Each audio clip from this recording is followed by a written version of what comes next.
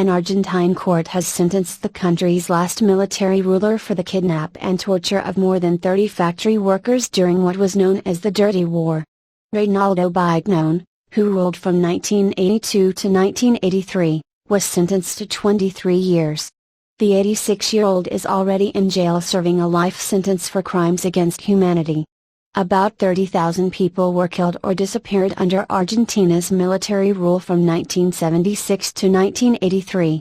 The court also sentenced 3 other former members of the military, a former member of the Coast Guard and a former police officer in what has been dubbed as the workers' trial.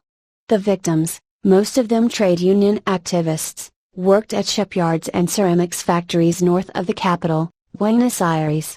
According to prosecution lawyer Ciro Aniciarico, they were persecuted for their militancy in the union. Mr. Aniciarico said the aim was to crush any trade union demands, to the financial benefit of the private sector.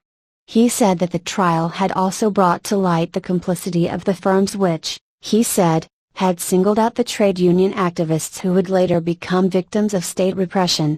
The trial, which started in July, examined the cases of 60 workers, 28 of whom were kidnapped and tortured and 32 disappeared. The prosecution lawyer said the trial left a bittersweet taste because 3 of the accused were found not guilty, a verdict he said he would appeal against.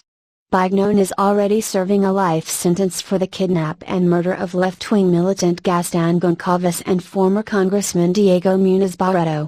He was also found guilty in 2012 of overseeing the systematic theft of babies from political prisoners. The crimes were part of the Dirty War, a brutal plan to silence the left-wing opposition in the country during the 1970s and 80s, which included kidnapping, torturing and killing opponents, and handing their children to